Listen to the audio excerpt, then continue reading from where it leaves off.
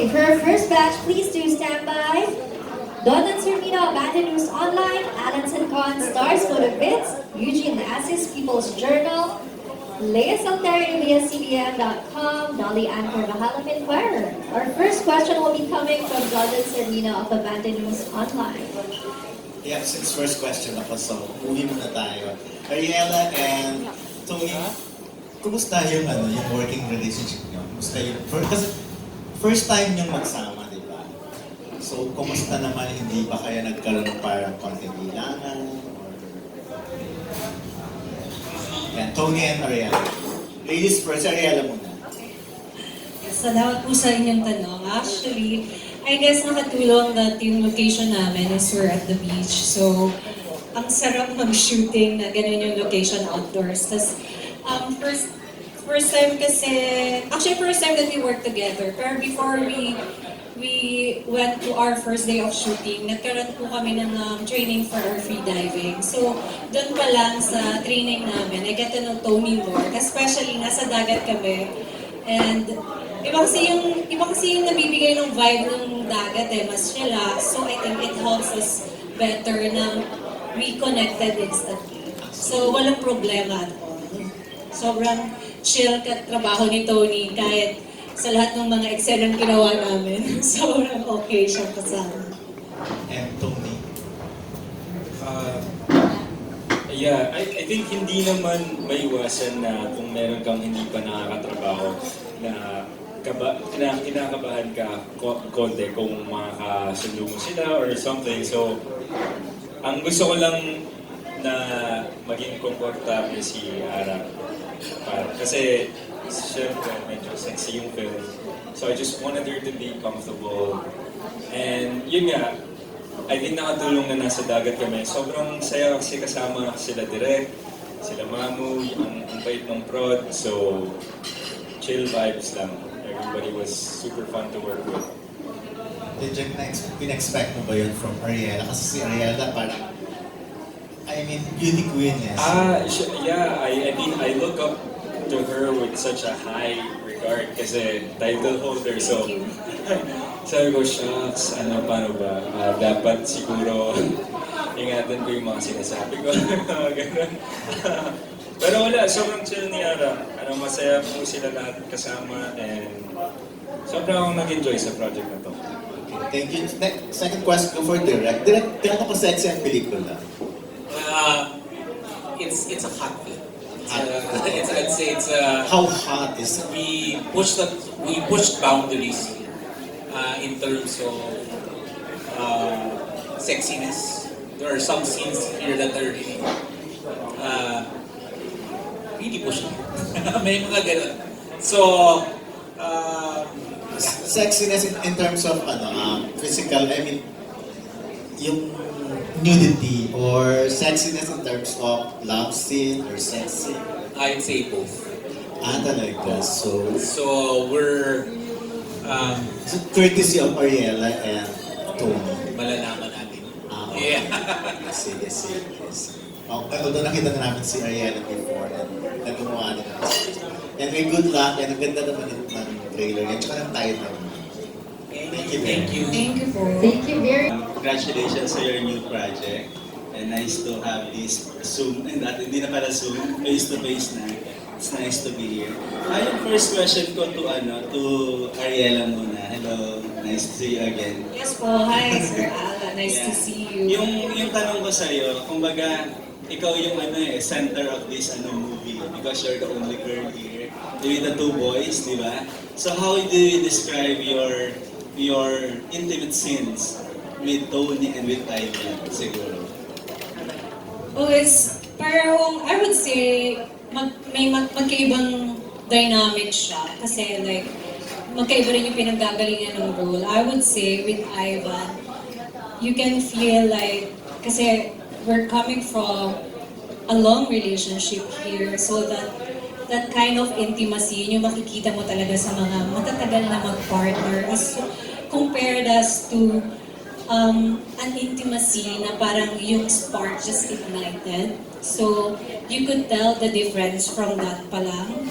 And me as Joanna, yung siguro yung intimacy na hinahanap ko dun sa isang partner na wala dun sa isa, nabigay ng isa, and then the other partner na matagal ko na rin hinahanap, nabigay yung, kumbaga, yung kulang ng isa't isa, nahanap ko both. So, it's a different dynamic. Kasi then, magkaiba rin po yung pinanggalingan yung role ni Joanna here. And I think you can see it dun sa film on how Joanna had those intimacy pareho kay Robert and kay Paula and kay Robert. Sino daw yung mas wild dun sa dalawa? Dun sa, in terms of having intimacy? Siguro in this film, no, dahil may bagong, magkaibang, ibang wild yung isa eh. Kasi yung isa coming from a long-term relationship na. So, siguro sa mga manonood, baka naisip nila matagal na ganyan.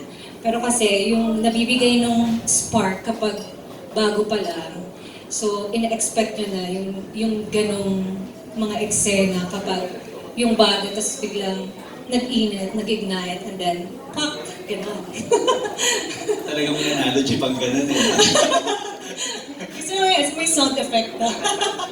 Yeah. So, ganun. Thank you, Ariela. Thank you. Yeah, yung tanong ka naman kay Tony and kay Ivan. Kasi alam naman natin Ariela Arida is a beauty queen, di ba? Kumbaga, sabi nga, siguro follow-up lang dun sa tinanong ni Don kanina. Kumbaga, meron bang parang delicate yung scene, di ba? Paano nyo hinandle yung intimate scenes with Ariela, and paano nyo prinotektahan na hindi mag-violate yung human rights ni Ariela with that scenes? Human rights talaga. Sorry. For the words. Yeah, si Ivan first. Yeah. Well, like she said, our relationship was a different dynamic. We've been together for a long time. Our characters have been together for a long time, and I don't want to give too much away, but you know, I think the fire was more in her new relationship. So, but yeah, no, Ariela is a trooper. We had some pretty crazy scenes, not that really impressed me with her commitment to acting. So. How about Tony? Si Tony naman sanay na sa ganyan, di ba? From glorious pa lang, di ba? I mean, pag gumagawa po ako ng ganong eksena, medyo gets ko na po kung anong mangyayari or paano ko siguro i-attack.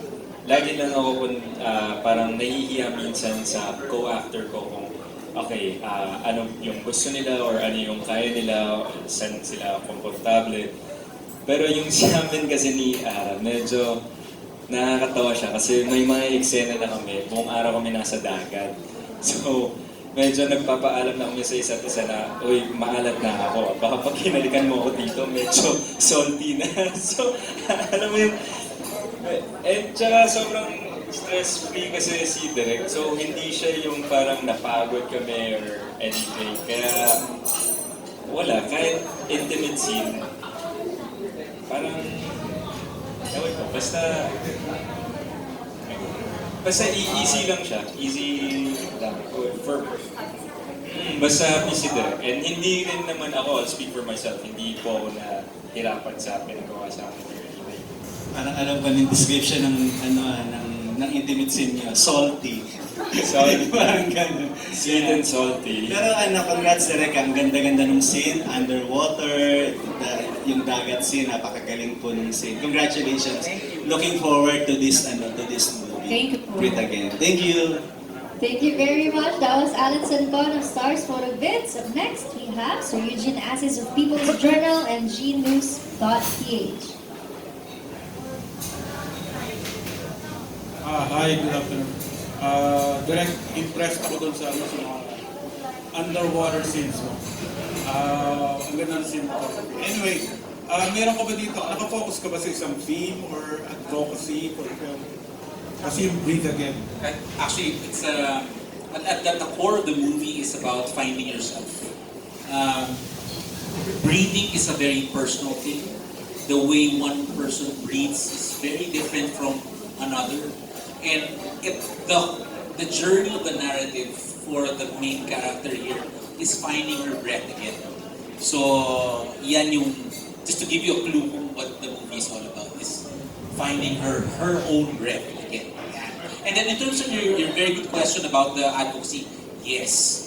Yung character naman ni Tony dito, who is a freediving instructor, makita natin yung mga anggulo na kagustuhan niya sa karagatan and caring for the environment.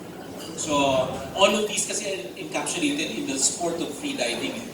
You can, ang ganda kasi ng karagatan ng Pilipinas. If we only get to see it, wow. And we're so fortunate we got to make a movie while doing it. Pwede bang malaman direct kung saan yung Oh yeah, we shot everything in Mabini, Arilao, Batangas.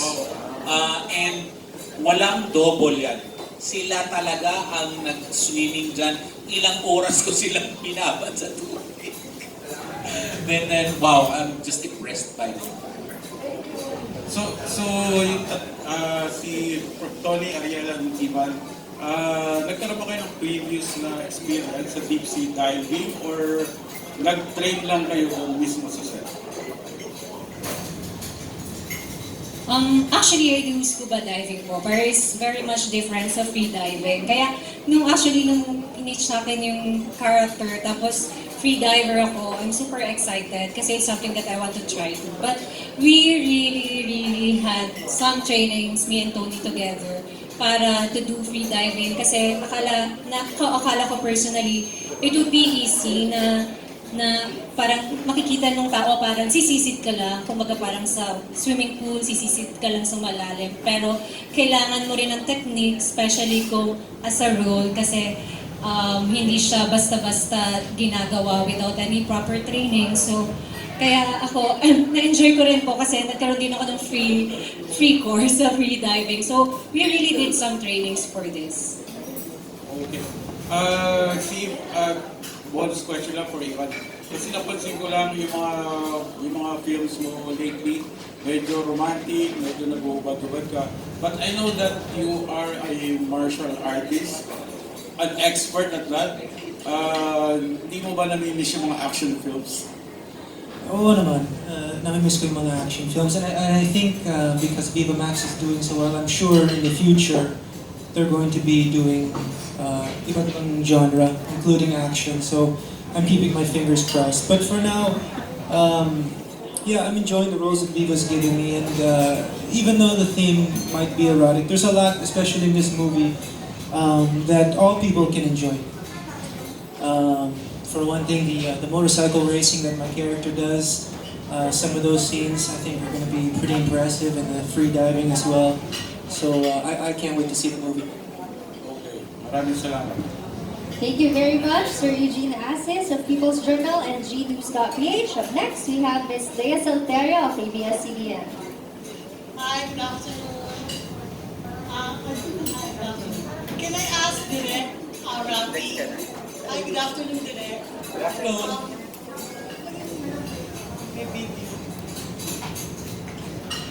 Direk, sorry. Okay. Sorry. Yeah.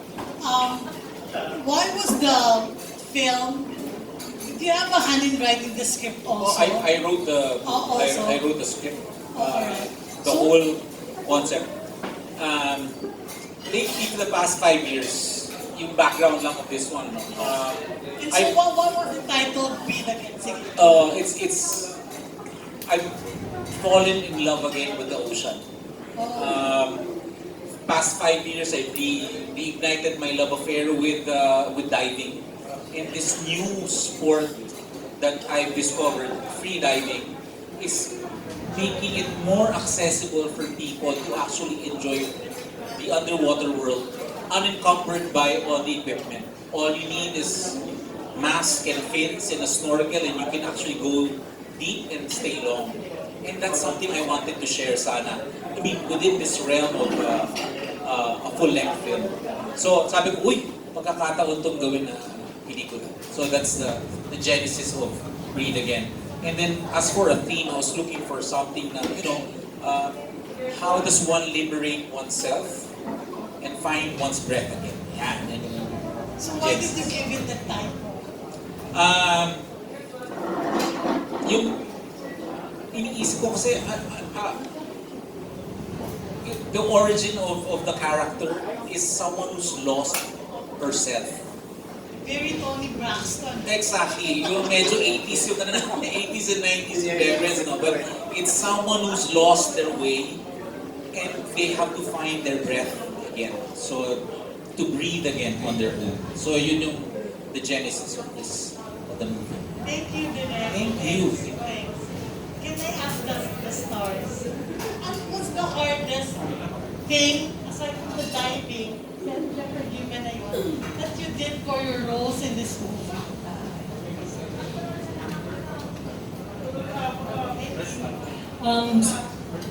Well, there's this certain part on the ending of the story na I guess it's one of the hardest part na I did for this film. And siguro dun din makikita how versatile Ivan is as an actor as well. Maybe akala nila the film would all be sexy and romantic and something like that. But towards the end, there is something na ikabibigla nila for the story. And that is why also the film is called Breathe Again. So Because it's nothing tragic naman, mabibigla lang sila. Depende on how would you feel on the ending, but it's more on, people might think it's all sexy and romantic, but towards the end, I think, tama ba direct, that's why the film also is called Breathe Again, because it's interconnected from the very beginning and till the end of it. And it was really explained well if you will watch it from end till the ending, and you would realize, oh, kaya pala, breathe again. So, How long did it take you to shoot the entire film? How long? This is one of those magic things when we actually had to fit everything within at least 7 weeks. Mabilis. And all within COVID protocols. So it's very challenging, but we prepared kasi. The stars were all, we did the workshop with the stars, and then planado. So, yun, magic. Can we hear from Tony and Ivan? Well, my character kind of lives two lives, and during the day, conservative siya, he's got a good job, a good wife, but at night he moonlights as a very wild motorcycle racer. So for this part, I had to learn how to drive a motorcycle. I've ridden scooters before. First time? First time. And I did 12 hours of training, pero yung motorcycle ko sa training was like a 150cc bike. And then, pagdating sa set, parang I think 1,000cc's yung bike na ibinigay sa akin. And ang bigat. So I was like, oh my God. And then to add that, I had to have Ara as kasakay. And I never even trained with having anybody as a kasakay. So I was like, oh my God, and I was praying the first day, please just don't kill Ara. Okay, if I die, but not her, please. So the first few takes were interesting, but I think we got the hang of it after, I don't know, 100 takes or something. No, joke. After a while, I think I got the hang of it. And I'm very happy that happened because I enjoy motorcycles now, and I think I might get into that. Because I've had so many injuries now from jiu-jitsu, I'm looking for another hobby. So. Alright, thanks. Can we hear from Tony? Sa akin po, ang dami ko kasing first dito sa film na to. Pero ang pinakamahirap siguro sa akin was conquering like my fear of the ocean. Kasi mahilig po ako sa dagat, pero ayoko talaga yung nagsiswimming sa hindi ko nakikita yung ilalim. May mga eksena kami na feeling ko nasa gitna na kami ng dagat na parang ina-anxiety na ako pero kailangan namin mag-shooting. So yun, tsaka may isa kami na gabi na nag-dive kami na nakakaaning kung first time mo pero na-conquer ko siya tsaka masaya pala. So kaya sobra talaga ako nag-enjoy. Ang dami kong first dito. Alright, thanks. Thank you very much, Miss Leia Salterio of ABS-CBN.com and Philstar. Thank you po. Up next, we have Miss Dolly Ann Carvajal of Inquirer. Hello. For Anna, you mentioned that your character had a long-term relationship with the character of Ivan, then you fell for the character of Tony. In real life, you think that will happen to you? Give up someone you have history with for someone you have chemistry with? Wow. Parang beauty pageant. Yeah, that's a good question. Bigla ko napaisip. History versus chemistry. Okay, I can answer it for 30 seconds only. You can answer this. But I think one of my learnings with this film, buti nagawa ko siya, so I get to experience it. That if I'm in a long-term relationship and then biglang I meet someone na nagpa-realize sa akin na something is wrong with my old relationship. I think yung learnings ko dito na I can end my past relationship just to give respect to the guy and then might start a new one and see what happens. Kasi risk naman talaga yung buhay, especially love. I can't take it both kasi baka parehong mawala in the end. So it's something that I have to decide and risk. So, hindi mag-overlap. Hindi simultaneous. Natatakot ako sa karma po eh. Baka panandali ang saya lang, pero yung karma biglang Long dumating. time damage. So I think, pwede namang i-end yung, it's a big decision talaga na kailangan gawin. Pero ako din, personality ko naman yun na hindi ko siya kayang i-overlap. I'd rather break up kahit masakit din sa long-term relationship na meron ako just to give a chance dun sa bagong dadating. Thank you. Thank you po. For Ivan and Tony, what's your takeaway from your character in the film? Well, for me, my character lives basically two lives. His conservative life during the day seemingly is perfect, but there's an emptiness inside him that he fills with the wrong things. So my takeaway, if there's a lesson for me, is that it's normal to feel depressed and like it's just not enough what you have. But choosing the right things to fill that hole with is very important. Sa character ko naman, siguro, sometimes you meet the right person but at the wrong time. Or you fall in love but bawal pala yung mga ganun. And na masarap talaga pag meron kang makilala na tao na nakakaintindi sa'yo, masarap magmahal kahit saglit lang. Ayan. Thank you very much, Miss Dolly Ann Carvajal. Please stand by for our next batch. With Ignacio of Abandoned Tonight, Bernard Santos, My Movie World, Kate Adahar, Random Republica, Archie Lau, Abandoned Tonight of BSR.ph, and Julie Gaspar of Philgar. Our next question will be coming from Alvin Ignacio of Abandoned Tonight. Hello. This question is for the director, kay Ralph. Archie Patabisi. Ralph, did the actors have to audition for you? Kasi sabi mo, you wrote the script, you wrote the concept. Did you audition for you and then when you finally cast them, were you happy with them? No, actually, it's a group decision with Viva. Parang with everyone from Boston all the way to, it was like sino yung talaga yung bagay dito. And of course, alam nila they know yung mga tama for the roles. And when we actually got to the workshop, sakto na. So I'm just glad everybody put their minds together to come up with a perfect casting. Okay, for Ariela, is this your first leading lady super title role? And how do you feel about it? Na ikaw talaga yung bidang-bidang babae dito? First of all, yes, I would say yes po, especially with Viva. I'm so grateful with Viva talaga for giving me this kind of opportunity. I think this is my third movie with them, but this is parang they have given me this script na and pinabasa talaga nila sa akin. So, sobrang grateful ako kasi while reading the script, parang nakikita ko na agad yung sarili ko with the role. who Joanna is, kung paano siya.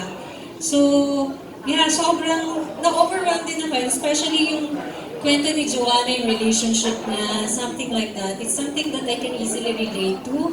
Kaya I don't know, sabi ko nga kay Direk, actually we were talking about this kasi I know Direk wrote this and then Viva was the one who chose me. Parang it's like an answered role, something like that.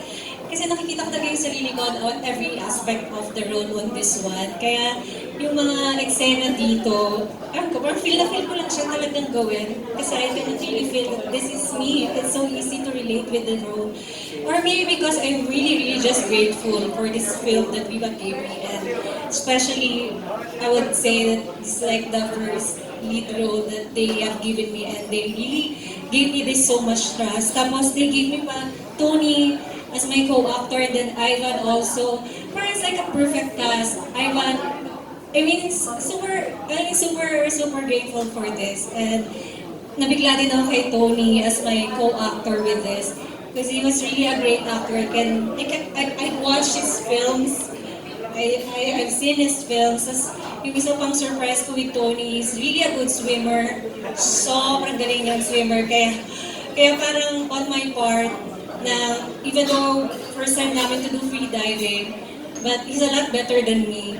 So para talaga I feel safe underwater, na andyan siya to guide me through. And also Direk, actually most of our underwater films, si Direk talaga yung nagsushoot nun. Kung malalim kami, mas malalim yung dinadive ni Direk. Kung matagal kami sa ilalim, mas matagal si Direk. And while on Ivan naman, I'm very grateful as well kasi may eksena talaga dito that, oh my God, this is very Ivan, and I'm telling the towards the end of the film that you really have to wait for it because it's a different Ivan that you'd see on this part, and I think siguro yung exciting part for this film, not just the underwater film but also ano yung mangyayari towards the end of this. Okay, this question is for Tony and for Ivan. What do you think are the assets of Ariela as a leading lady? Kasi you've worked with her already. Unang-una, she's very beautiful. She's got an amazing way of translating her personality to the character, and she's very giving as a acting partner, and she's very courageous. I don't want to give it away, but when you watch the movie, towards the end, you will see some really insane scenes that I personally couldn't even do. If I was in her shoes, I would have chickened out, and I was just really impressed with her commitment and her genuine joy of acting. Yeah, aside from the things that Ivan mentioned, of course, Ara is very beautiful.